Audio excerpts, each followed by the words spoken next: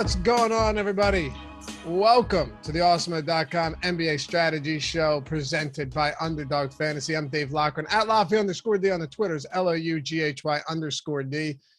Joined by Adam Scherer at Ship My Money DFS, breaking down a 3-game NBA slate today. What's happening, pal? How you feeling about your Sixers? Well, here's the thing.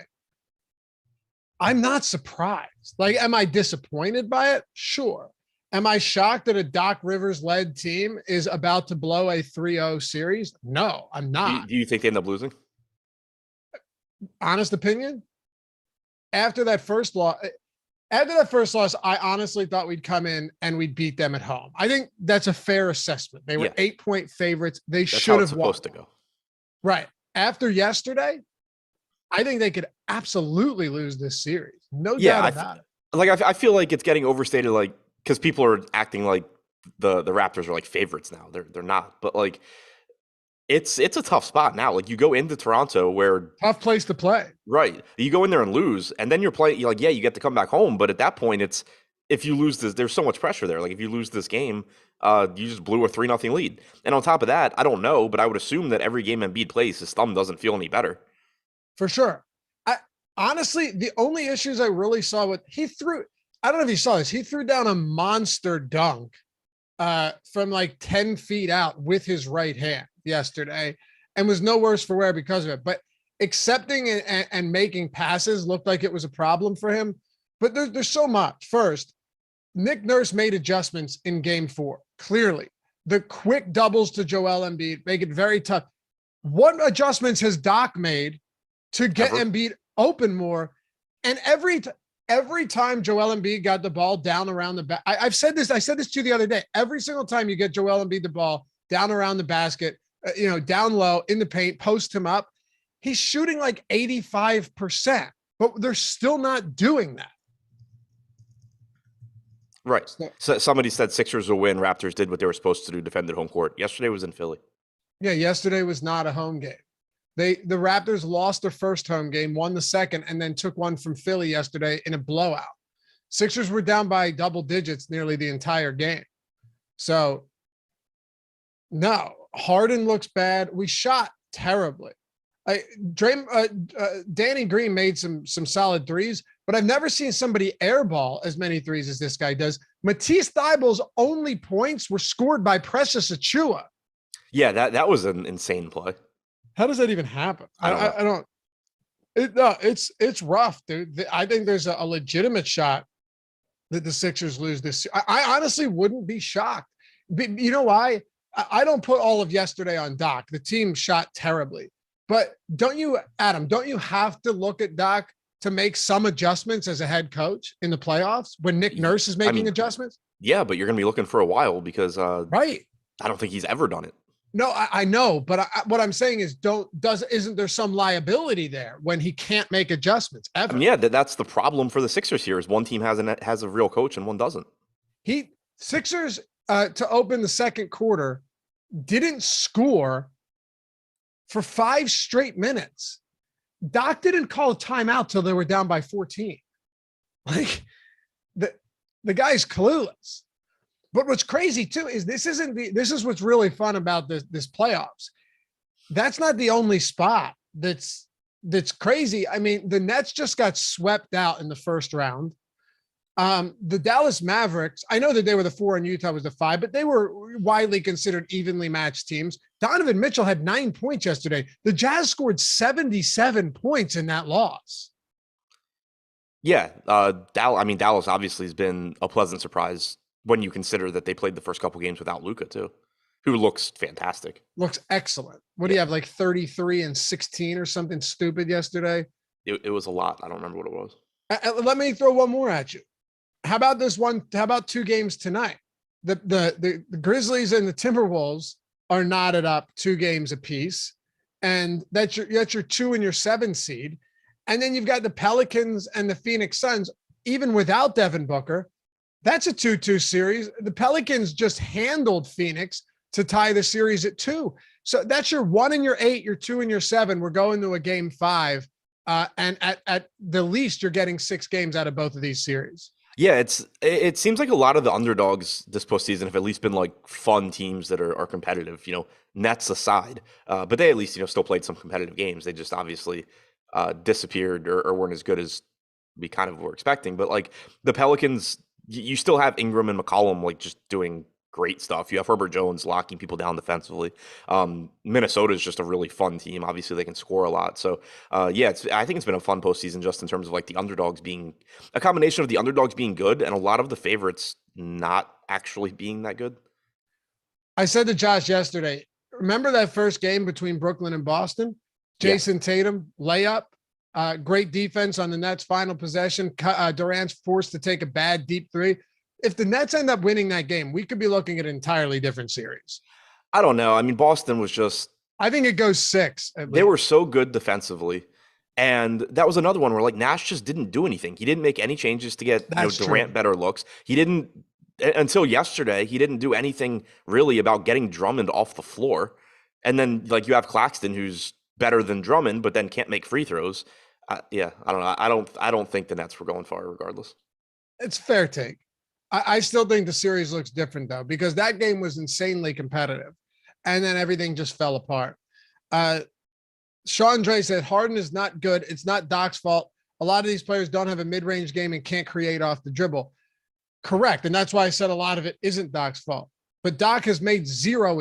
You can't, not sure earlier said Doc, they're running all the same sets as they did in the first 2 games. Go and look at this team. Nothing has changed except Nick Nurse's scheme to defend them, which is working. Clearly, they can't score points. So, yeah, they're getting some good looks and missing them, but they're also just, I don't know. It's rough. But anyway, Miami advances tonight, eh? Yeah. Yeah. Who do you got between Memphis and Minnesota? Obviously, Grizzlies 6-point favorites here. I think they get this win and go up 3-2 in the series. Where are you at on that one? Yeah, I would go Memphis here. What about Phoenix and New Orleans? That one's tougher, but again, in Phoenix, you still have Chris Paul. Yeah, I mean, I would go Phoenix, but not super confident. I mean, losing Booker obviously is huge. Yeah, 6.5-point favorites at home. So a little bit surprising. You ready to dive into this? Yep. I enjoy these playoff recaps. Sometimes you have to do that. You got to spend a few minutes recapping stuff. Jordan, what did you send me? With a combined margin of 18 points, Celtics Nets is the 3rd closest 4-game sweep in NBA history, trailing Warriors Bullets in the 1975 NBA Finals and Cavs Pacers in the 2017 first round. That's interesting. Interesting. How is there a combined margin? Is there really a combined margin of 18 points on all 4 of those games? That's nuts. Well, yeah, I guess 1 point. Yesterday was what, like 3 points? One was 7. Yeah, that's crazy.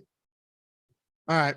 Atlanta, Miami. Let's get into this. Before we do, hit that thumbs up. We're at 54. Appreciate you guys that just, auto thumbs up. You guys are the ones that keep this engine going. But if you haven't done so, hit that thumbs up, subscribe to the channel. Help us continue to grow this so we can continue to put out good content, free content, new content. If you like this stuff, take that single second and help us out around here. And if you want, you can hit that join down below. Get the free super chats each month, the custom emojis, the sweet badges. Oh, they look good. Tony, looking good, bro. And we'll always prioritize your comments and questions along with our premium Discord members. And we got some stuff in the works as well for our YouTube subs, part of the Awesemo fam around here. All right, let's do this. Atlanta and Miami. Trae Young last game. Just this Miami defense can be stifling. And even in the 2 games where he's produced 20 plus points, he's still been modest at best from a DFS perspective, right? Like Miami will slow you down. Last game coming off 3 for 11 performance. He got to the line. He had one. I'm assuming it was either a technical or it would have been a technical or an N1. He was 0 for 1 from the line. It's been a really rough series for Trae Young.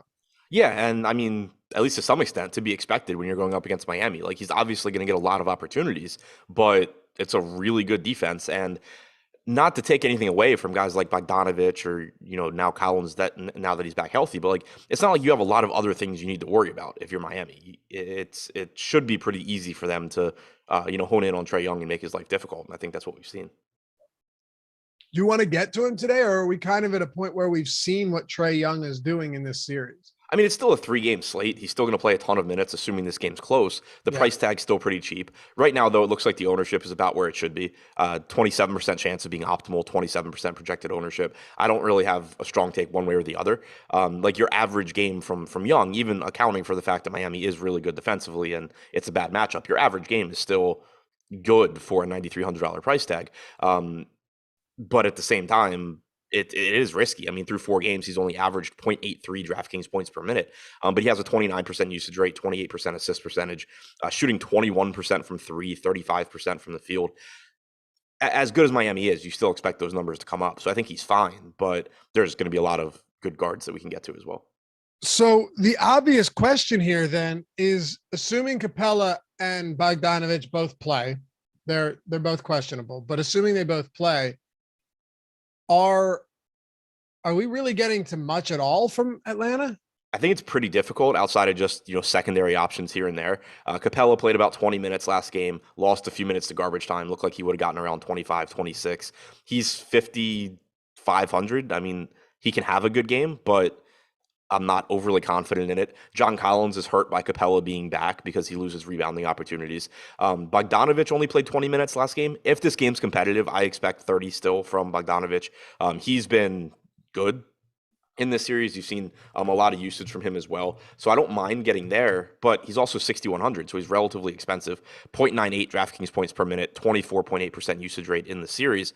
But I think still, appropriately priced. And that's how I feel about Herter and Hunter as well.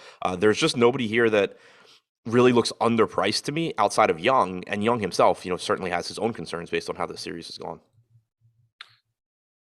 With Miami, you have no Kyle Lowry today.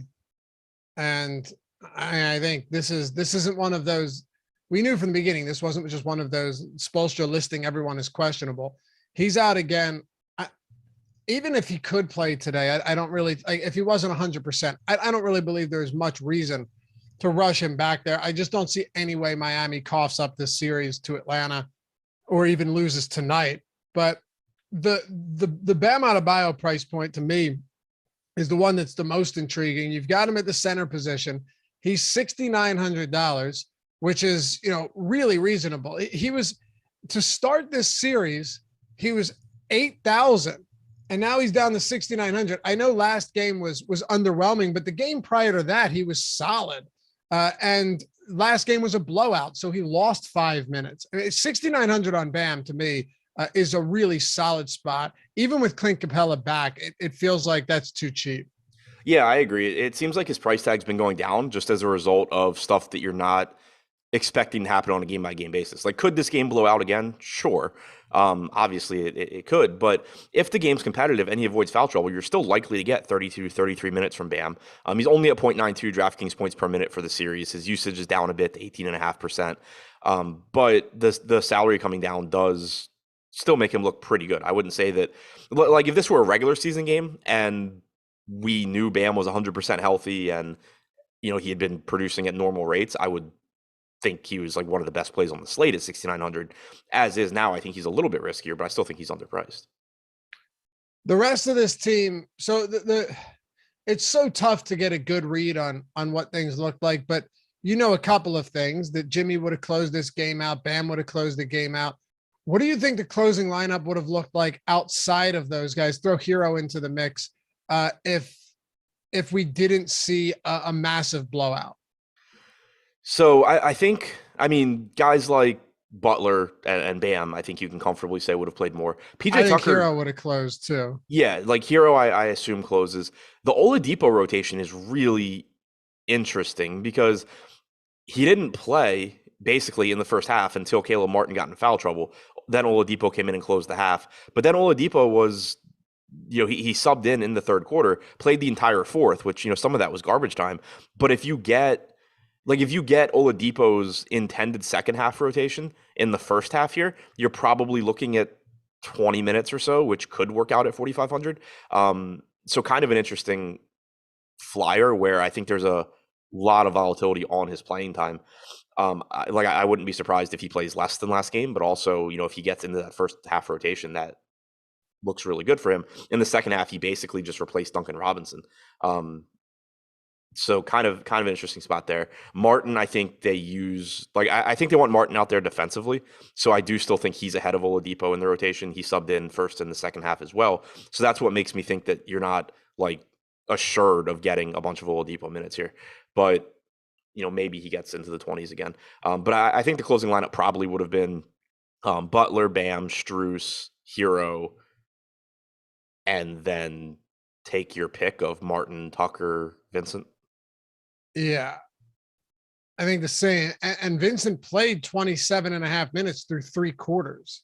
So with the amount of minutes he was playing, I wouldn't have been shocked to see him close this game out at all. It's hard to say. I mean, but Tucker played a lot as well, but let's just say this game stays competitive enough to where these guys get their full allotment of minutes. They all play. Bam is obviously viable. Jimmy Butler is playing well for this Heat team right now. And I think, you're just getting a more aggressive Jimmy Butler, which you love to see when Jimmy's aggressive as a scorer, because a lot of times in the regular season, he'll happily take a backseat role on a team that has plenty of other scorers and plenty of guys that can just stop their opponents. But he's dropped 45 and 36 actual points in 2 of his last 3 games, dude. He's rebounding well. He has quality enough assist totals. And I know normally you'd look at a 9K plus Jimmy Butler price point and not want to get there, but on a 3-game slate, especially with the way that he's been producing, he's been one of the best players in the postseason altogether.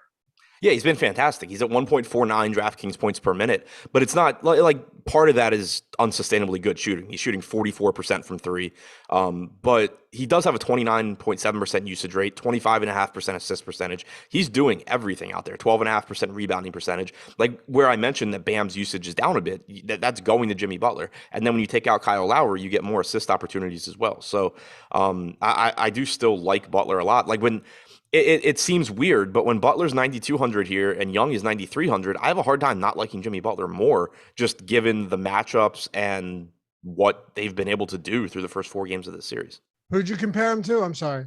Trae Young. Oh, I like Butler considerably more than Trae Young. Yeah, and they're basically the same ownership at the same price. Yeah, it's the same player on paper. Like if you take the name away from it, just look at the price and the ownership.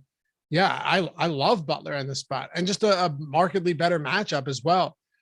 How about Gabe Vincent? He looked like it was going to be ugly early on, but he ended up coming through at a discounted price point. Him and Strus and a couple of these cheap guys. I'll throw PJ Tucker into the mix. What type of value do you want to get to for Miami?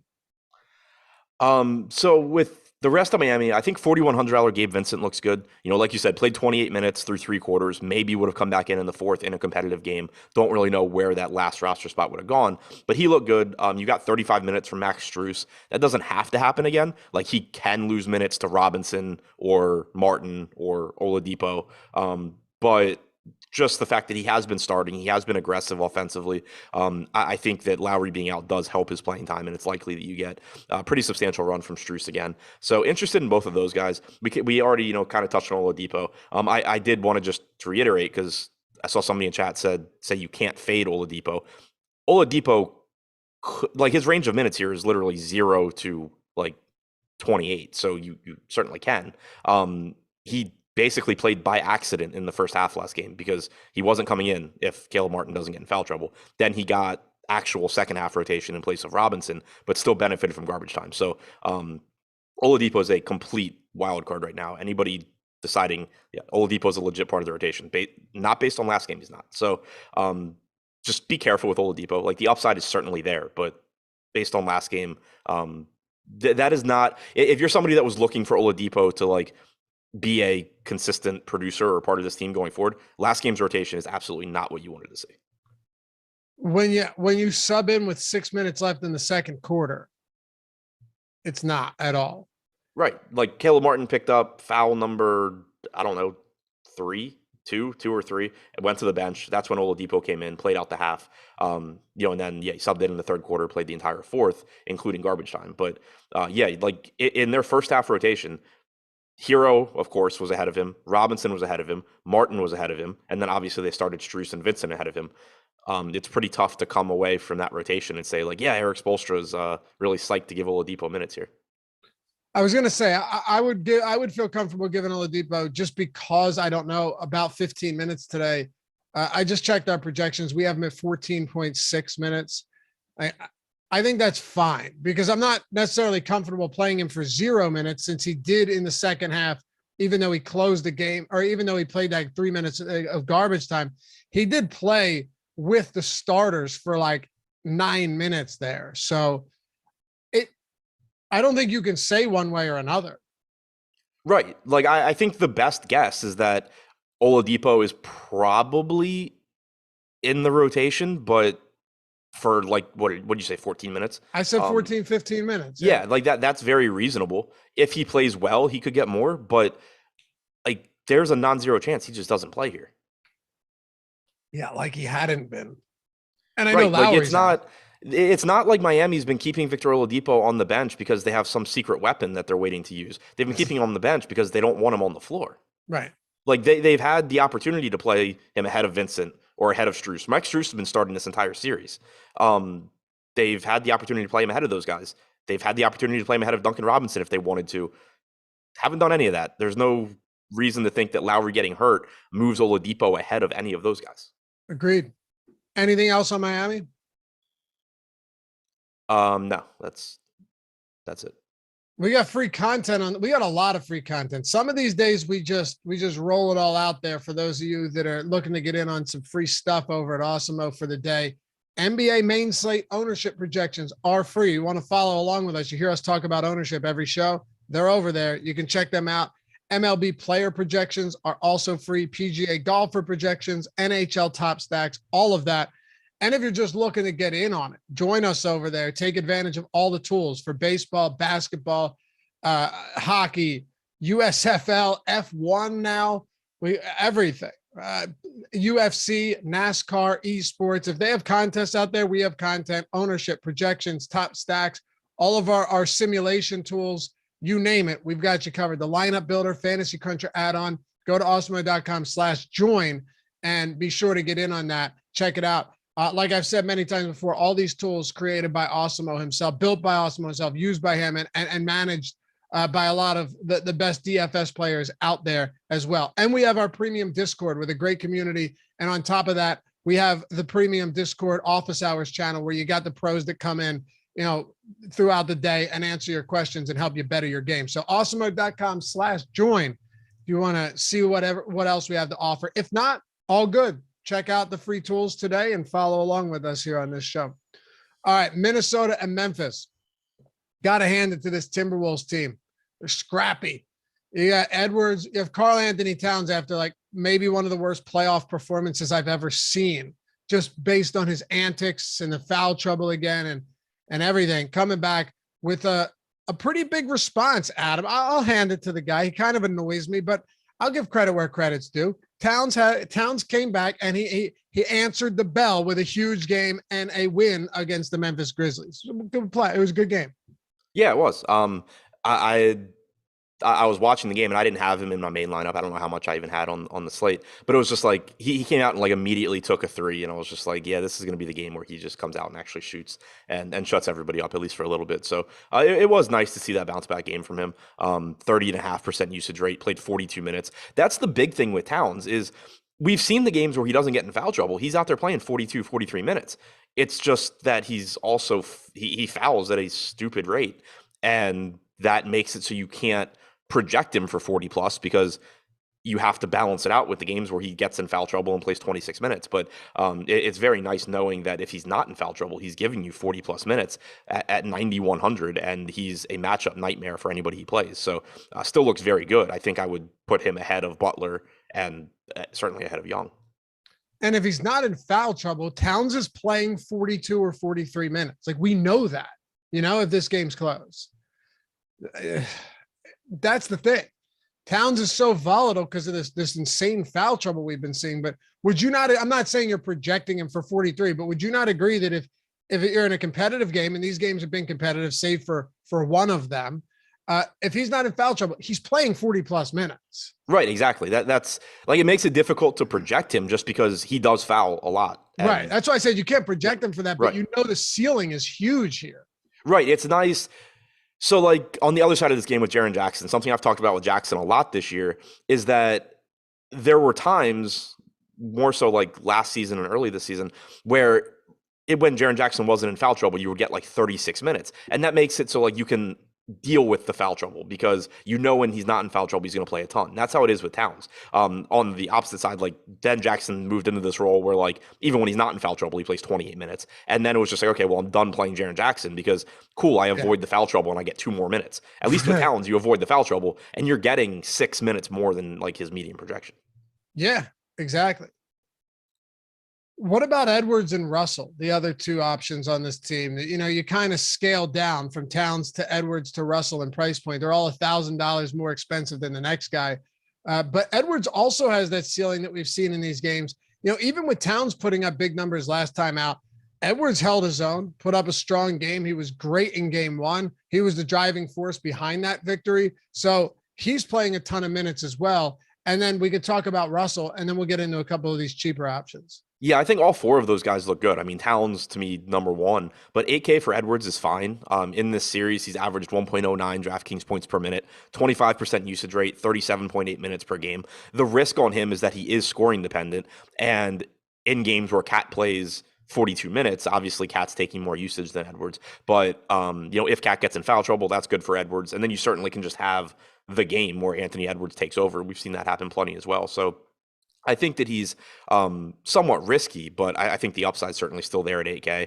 Russell at 7K looks fine. Like, he's also risky in that you expect him to get less usage than Edwards and Towns. He's at 23% for the series, but he's averaging 32.5 minutes per game, 0.91 DraftKings points per minute. That looks fine. And then as long as Beverly can stay out of foul trouble, he's at 0.88 DraftKings points per minute in the series, 32 minutes per game, only 5,600. During the regular season, he was around a fantasy point per minute guy. So I think all 4 of those guys are just a little bit underpriced, starting with Towns in particular.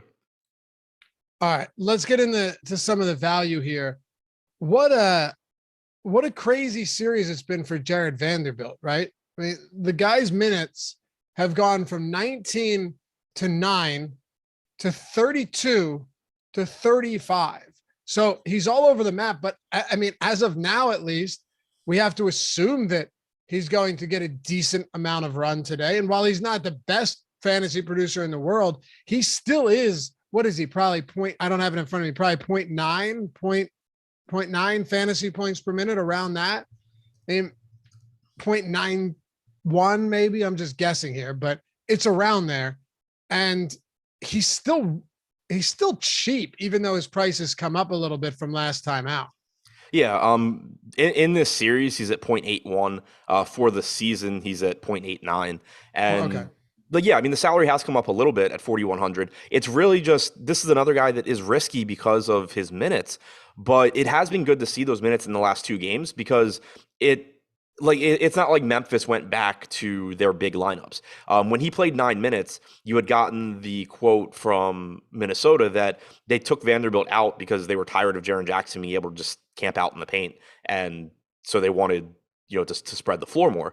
And so that was concerning because it was like, okay, well, if Memphis is going to keep going with these smaller lineups, is Vanderbilt just not going to be a part of this series? And you're going to get smaller lineups from Minnesota. But the answer has been no. Like, he's come out, he's played well, he rebounds really well, which is nice because I know you talk about it a lot. Like, rebounding is something you can count on more so. Like, when you talk about scoring, obviously high usage guys are going to consistently score more points than lower usage guys, but like, you're still going to have games that you shoot poorly. Rebounding is just from game to game, it's more consistent. So when you have a cheap guy like Vanderbilt, if he's getting those minutes, it's hard for him to completely disappear just because he rebounds so well. The scoring, can come and go, but any games where he actually scores at a decent rate, he's going to just have massive fantasy games. So based on the last couple of games, I feel good about Vanderbilt at 4,100. The risk is just that, he's 2 games removed from playing 9 minutes. Overall in this series, despite playing, 32 and 35 minutes, he still only averaged 24 minutes per game. So, right.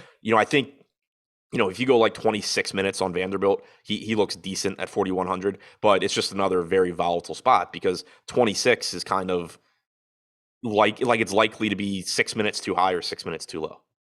Jared Vanderbilt's the type of guy that'll make literally anybody look stupid. What I mean is, first game, people are like, don't play him, right? Maybe like in chat. And then next game, it's told you not to play him, never play him. And then you're like, okay. And then after that game, it's, oh yeah, you're right. Maybe they're right. And then the next game, he plays 32 minutes, has 36 fantasy points at 3,500, and then plays 32 minutes the next night. He might play 15 again tonight, or he might play 35. You just kind of articulated that nicely. But there is no always play or never play Jared Vanderbilt. It's just, if you're playing Jared Vanderbilt, know what you're getting into. That's right. All. And players like that in general, I just care. I pay a little bit more attention. I just care a little bit more about where the ownership's at, because there is so much volatility. Right now, he's at 26%, which seems fine. Seems about where it should be, 24% chance of being optimal. But like the other day, that first game, the game after the 9-minute game, like that's the ideal time to play somebody like Vanderbilt, even though it's super risky, just because he was like 12% owned. And it was like, I have no confidence how many minutes he's going to play, but if he plays 24 to 26 minutes at 3,500, he's the best value on the slate at 12% owned. So guys like that in general, the really volatile minutes, it's always going to be somebody that I lean kind of towards finding alternatives when they're super popular, and I lean towards taking chances on them when they're not popular. Close out the rest of Minnesota for me here. Not a whole lot else. I mean, Jaden McDaniels at 3,300 if you're like starved for value, but I don't really think that's going to be the case on this slate, because you don't have Giannis, you don't have Embiid, you don't have Durant, you don't have any of those guys. So you don't have Jokic. So I don't think you're going to be needing to go to like a $3,300 McDaniels all that much. But, if you do need somebody in that price range, he's at least playable. Only played 10 minutes last game, but typically you're going to get around 20 or so. But again, like not anything that I'm excited about. Kind of the same thing with Beasley at 3,800. He's capable of playing well and getting more minutes, but he also only played 11 minutes last game. Just no real way to be confident in him either. So I don't really have much from Minnesota outside of the starters. BMAX said he only had 27 fantasy points that night. Yeah, he was $3,700 in a playoff slate. So usually you would take that. Yeah, and I think the game before he had, 30 something. 36. Yeah. Arcathelza says they won those two games, so Vander should get the minutes again, barring foul trouble. No, they won one of them, and the other game they blew a 26-point lead and lost by 9. So I wouldn't look at it that way. They came back, they came and got the victory the next game, but the game prior to that, they blew a 26-point lead, and Vanderbilt played 32 minutes. So talk to me about the Grizzlies. Let's get into this one a little bit. John Morant, last game, 11 points, but he has been spectacular from a peripheral standpoint. That's what's been pretty impressive about him in this postseason series so far. Look at his assist totals, man. 15, 10, 10, 8, rebounds, 4, 9, 10, 8. And he's not even playing particularly big minutes outside of that one come from behind win. Yeah, he's at 35 minutes per game in the series. But he's been really productive, and he also hasn't been shooting well. He's shooting 27% from 3, 40% from the field. Hasn't been getting a favorable whistle, at least in the games I've paid attention to. Just getting destroyed inside and not getting calls, but still getting it done from a fantasy standpoint. 1.45 DraftKings points per minute, 28% usage, 12.8% rebounding percentage, 47.5% assist percentage. $9,900 price tag is a little bit of an issue, not because of anything to do with Morant, but just because he's more expensive than Butler and Young and Towns. It's just going to make it a little bit, all that more difficult to get to him. But it should also drive down the ownership as well, because he's just not going to project as quite as good of a value. So right now we only have him at 23% compared to like 30% for guys like Young and Butler. So I do like Morant quite a bit in tournaments. You are sort of overpaying a little bit just because of the price tags on other guys, but he's getting it done in a big way without even shooting particularly well. Yeah, he is. And the rest of this team, that's the only thing about the Grizzlies that drives me nuts, is just the playing time. I mean, Tillman starts last game. He had 2 fouls. He left early, didn't he? Didn't he get hurt? I thought he got hurt. Maybe not. He might have fouled. No, I'm sorry. It wasn't him. Zaire Williams at one point left that game. Tillman didn't, but Tillman was in a lot of foul trouble, played 16 minutes. Morant played 34 minutes at him in a game that they lost by 1 point, just throwing it out there. Dillon Brooks played 34. Jaren Jackson played 23. Desmond Bane played 35. Brandon Clark played 29, somewhat a result of Tillman. But that's the only thing that sucks is the minutes in a playoff series where a lot of teams are going to run these guys for huge minutes. So do the price tags reflect their playing time enough to where we want to get to a decent amount of Memphis would be the question. So one thing with Morant last game, he did lose run in the third quarter because he picked up his fourth foul. Okay. Again, just another, why are we benching point guards for fouls? It's so dumb. Seth Curry, Nash, give him credit at least. He put Seth Curry back in there with 3 fouls in the first half and let him finish it out. Yeah, I mean, I don't get it. You just decided to play John Morant in a less than 34 minutes in a competitive game to avoid him not being able to play at the end of the fourth quarter. That you lost by a point. Right. Yeah, that's the next thing I think that coaches finally figure out. You're starting to see a few of them kind of start to get it. I think Minnesota's coach actually, I think it was Chris Finch. I don't remember. There was somebody recently that was just when asked about leaving somebody in, they were like, well, if I take him out, then I'm just doing what I'm trying to avoid anyway. So why not just leave him in? Right. The only argument for it is if teams are attacking them and it's making the defense worse, then fine. Because but with a center, sure. When the centers, go ahead. Yeah. No, I was gonna say that's not really something you're that concerned about with your point guard. If you're talking about a big and they're just attacking the rim relentlessly because he's either going to foul them or just move, then that's one thing. But it doesn't make any sense. But anyway, if we've always railed against that since the beginning. It's just one of those things that drives you nuts. Obviously, from a DFS standpoint, but also when a guy has 2 fouls and he averages 1.6 fouls per game on the season, and now you're taking him out and sitting him for an extended period of time. Right. It's so dumb. And in the Golden State game, I wasn't watching it. I just saw tweets about it. But Steve Kerr used a challenge, I think, in a situation that it was not a important spot where you should be wasting your challenge, but he used it to avoid getting a second or third foul on Steph Curry. And it was the guy fouls at historically low rates, and you're wasting challenges to avoid him picking up a meaningless foul. I hear you. But regardless, if this game's competitive and Morant can avoid his coach fouling him out, he does, I think, get more than 34 minutes. You're probably looking at upper 30s. But he played 41 in that come from behind win. Right. To your point, Memphis's rotation does kind of suck as far as they play more guys. They have a deep team. You can't look at them the same way you can look at a team like Toronto or Boston or whatever and say no, these guys are all getting 40 minutes every single night. But I do think that in a competitive game, Morant is likely to approach 40 minutes. Bane, kind of the same thing. 35 minutes last game. Why isn't he playing a few more minutes? I don't know. Right. But still, I think looks pretty good at 6,800. He's playing really, really well. Has played well all season long, and you're seeing it continue in the postseason. Dillon Brooks at 5,800 is still cheap. It's tough to trust him just because he's Dillon Brooks, but I think 5,800 on DraftKings is still a pretty good price tag. Only 0.72 DraftKings points per minute in the series for him, but he still has a 25% usage rate, shooting 40% from the field, 37% from three. I think that production comes up at least a little bit, but obviously, still risky. Bane's at 1.04 DraftKings points per minute in the series, 21.6% usage rate. Gotta love that Dillon Brooks shoots more than Desmond Bane, but that's beside the point. Everybody else kind of got priced up a little bit. Brandon Clark at 5,900 played 29 minutes off the bench. Still looks decent at that price, but he is starting to get risky there. For example, Xavier Tillman picked up 2 fouls in a minute and a half in the first quarter. If that doesn't happen, how many minutes do you actually get from Clark? Because then in the second quarter, Tillman played the entire quarter except for 3.5 minutes. So there's a chance that, Clark wouldn't have played as much.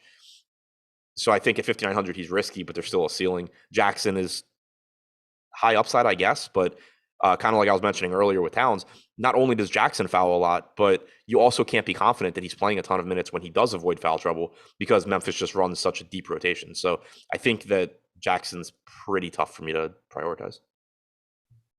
Somebody screaming at us in chat that Desmond Bane was in some foul trouble. He did have 5 fouls. Right. But I know if you look at the fouls, though, like his second foul came 10 minutes into the first quarter. His third and fourth foul came 10 minutes about into the third quarter. And then his fifth foul came in his fourth quarter rotation. So he might have lost like 2 minutes. Yeah, he subbed out for the second foul with 2 minutes and 30 seconds to go in the first quarter. But like he might have played the whole quarter. He didn't get taken out in the third quarter. He didn't get taken out in the fourth quarter. No, I'm saying he might have lost like 2 minutes or so. Right. It's reasonable. You don't need to scream though, fella. Anybody else for Memphis, or you want to keep this one moving? I mean, Tillman at 3,500, I think is still decent as a value, but again, it's just, I don't really know how much you need to get there with there not being great payoff or not being super expensive guys on this slate. Tillman played 15 minutes last game, dealt with some foul trouble. I really don't know how that rotation would have looked. I don't have a good feel for it. I think on average, you're probably getting like 16 to 18 minutes from Tillman, which doesn't make me love him. But if you do need a cheap value guy, I think like if I have to go in that price range, I would probably play Tillman before like McDaniels. Okay. Let's talk about the Pels and the Suns actually shaping up to be a damn good series here. Before we do though, hit that thumbs up. We're at 120, not bad. 122, 436 watching. We can deal with that on a Tuesday morning for sure. But if you haven't done so, maybe get us to 150. Take a simple second out of your day. If you're on mobile, click out of the chat, hit thumbs up, come back in the chat and hang with us. We appreciate it. And also check out Underdog Fantasy, where if you use the promo code Awesemo, AWESEMO, you'll double your first deposit up to $100. They got a lot of great contests for the NBA playoffs. You got the $25,000 Tuesday Night Hoops contest with 4K up top. If you go to underdogfantasy.com, just click the link in the video description or download their app, however you want to do it, and use the promo code Awesemo, AWESEMO. Get $100 match deposit, would double your first deposit up to $100. And like I've said before, the NBA contests are awesome. We got the NFL draft coming up. NFL best ball contests are about to get underway. It might be early in the season for many of you, but once you try it, you're going to be like, oh, now I see why Adam and Lafi are drafting best ball teams way earlier than most people, because it's an insane amount of fun and it's a great place to get all of your best ball action in. And they got prop stuff as well. There's a lot over there at Underdog. So use that promo code, double your deposit up to $100. Go to underdogfantasy.com or download it in the App Store. All right, Pelicans. I mean, it's crazy because I still view this as a tough matchup with the Phoenix Suns defense, but the Pels have done a particularly good job of being able to get points on the board. I just want to see, last I looked at them, the Suns were allowing the highest 3-point percentage in the postseason. And okay, it's come down considerably, as I would expect, 39.4%. But what do we make of the, top three, the McCollums, the Ingrams, and the Jovals tonight for the Pels? I mean, I think they all still look pretty good. They're in that same price range with guys like Cat and Butler and Young, which is kind of tough just because you can't necessarily rely on one of these guys to like always be that guy since they're playing with each other. And they do have the difficult matchup with Phoenix, but you are getting plenty of playing time. McCollum and Ingram both played exactly 36 minutes and 28 seconds last game, but typically you're getting like 38 from Ingram, you're typically getting like 40 plus from McCollum in competitive games. So I do think they both still look good. Joval's production typically takes a bit of a hit, at least usage wise, when those guys are active, but he's rebounded really well. He's produced at a good rate this season. So I think that all three of those guys look good, just maybe not quite as good as other guys in their price range, but typically that's just going to drive down their ownership too and give them more appeal that way. And that's reflected right now. We have Joval projected to be the highest owned guy on the team at 20%, McCollum at 18, Ingram at 16. Like on a 3-game slate, when you're going to give me sub 20% ownership on guys that have the upside that Ingram and McCollum do.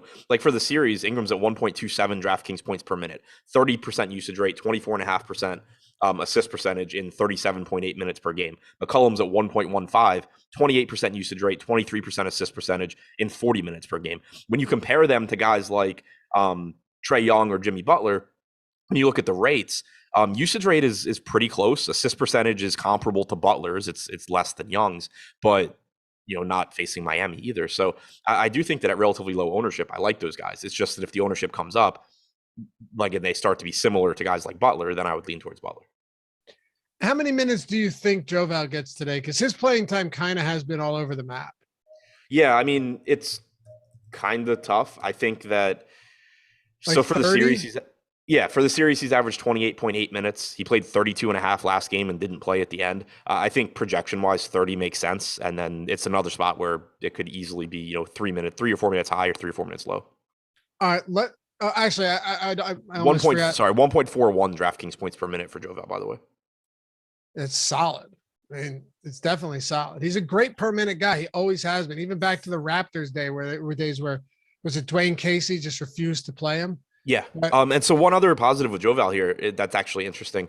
In the regular season, when he played the games that he played where both of McCollum and Ingram were active, he only had about a 20 and change usage rate. Through the first 4 games of this series, he's at 25.9%. So you are seeing a bump in usage for him, in addition to the fact that he has a 32% rebounding percentage in this series. It's crazy. And I look at the usage for the rest of this team. You got 32% on McCollum, or Ingram, around 30% on McCollum, 28% on Joval, and then it really falls off a cliff. I know Devontae Graham's usage is boosted a little bit from that one game where he played a handful of minutes and just went on a scoring spree, but there's really nobody else here that you're going to get considerable usage from. Herb Jones, you're going to get a lot of minutes from. You're going to hope that he knocks down the few shots that he does take. And plays a lot of minutes again and gives you some of those stocks that you're looking for, as he had 5 last game, but not a usage guy, not a high usage guy. He was someone that we had been playing because he was affordable and playing a lot of minutes. Yeah, and he's just kind of like a last piece in type guy. Like, you get the lineup that you really like. You have $4,800 left. You say, yeah, whatever. Herb Jones is going to play 36 minutes.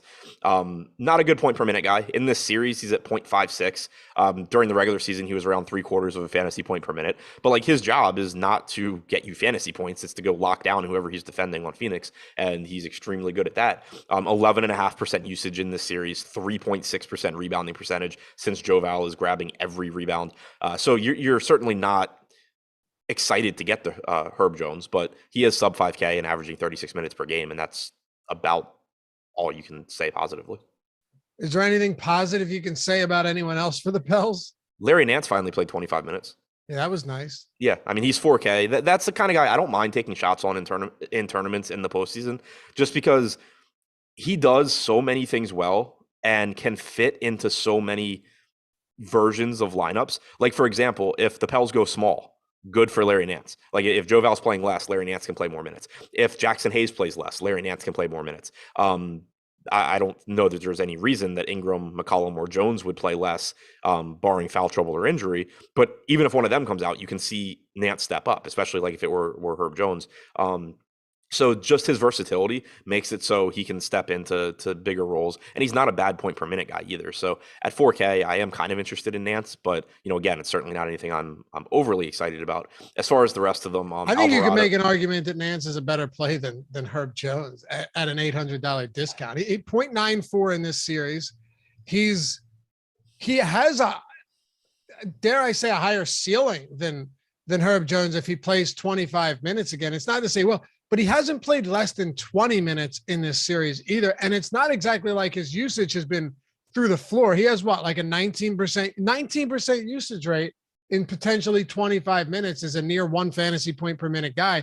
That's pretty intriguing at 13% ownership, I think. Yeah. Factoring in salary, I think he's very similar to Jones, like in terms of just from a DFS standpoint, because right now we have Jones at 14%, we have Nance at 13%. If you just kind of take what they've done this series on average, and again, that's not the way you project guys, but like it gives you just kind of a broader picture. If you take Nance's, 0.94 DraftKings points per minute over 22 minutes, it's basically the same as Jones 0.56 over 36. That's what I'm saying. So I think from a fantasy standpoint, they are pretty similar. And I do agree with you. If Nance gets, for some reason, if Nance plays upper 20s, like, you're getting a good fantasy game almost without a doubt. Whereas Herb Jones can play 36 minutes and give you virtually nothing.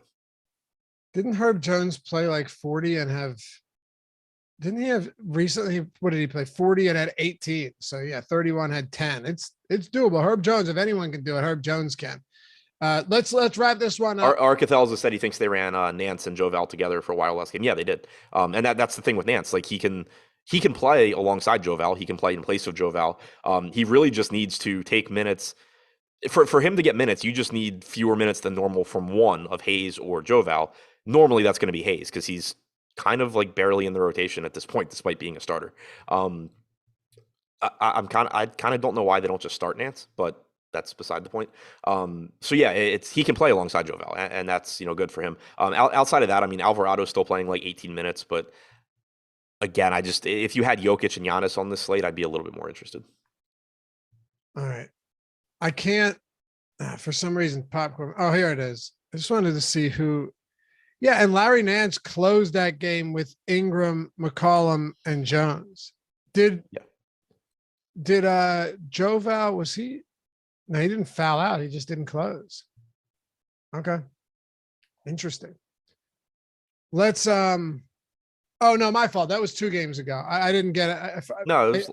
He closed last game. Yeah, but I was looking at the game I was looking at was from 2 games ago. Oh. Yeah, because I was saying Nance did sub in for Joval with 4:22 left in the fourth. In last game too? Okay, yeah. So it was. Just want to see here. Alvarado, McCollum, Ingram, right. Jones, and Nance. So it would have been the same thing that they did the previous game. Wow. All right. Chris Paul. It's funny. Because I was higher on Chris Paul than I was on Trae Young last game. So I see that Trae Young game and I'm thinking, okay, I mean, what can go wrong? Chris Paul just can't be awful. Granted, he still had like almost twice as many fantasy points as Trae Young because Trae Young was off. Well, he had 10 more. But man, dude, Chris Paul, you talk about just an underwhelming performance, completely lifeless. 4 points on the day in that loss. Yeah, 14% usage rate in that game. Very surprising. It's crazy too because the game prior to that, he was excellent. Right? They get the win, 28 points, 14 assists, 40 minutes.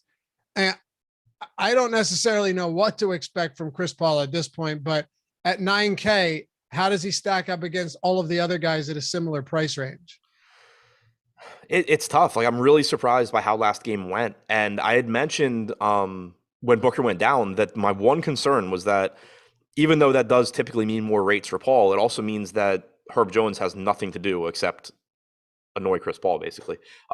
So I'm not like, I'm never going to just not play somebody because of an individual defender, but from an efficiency standpoint, at least, and, kind of a path to least resistance, you would like Booker out there to draw attention away from Chris Paul. But I do think you get a bounce back game. He's just too good kind of not to have one. He gets a little bit of a usage bump without Booker. He gets an assist bump without Booker. I still think he looks good. I would put him in that same conversation with, Young and Butler. So we're coming up against it here. We got the MLB strategy show coming up. So let's just talk about the rest of Phoenix and head out for the day. Well, actually, we'll be back later tonight. We got a lot of content, PJ strategy show, MLB strategy show, a lot today. And of course, everything we've got leading up to lock for baseball and basketball later in the night. Round out the Phoenix Suns for us. Cam Johnson, Bridges, Crowder, DeAndre Ayton at 7,900, and anybody else I haven't touched on. Yeah, so I think Cameron Johnson looks like one of the better sub 5K values today.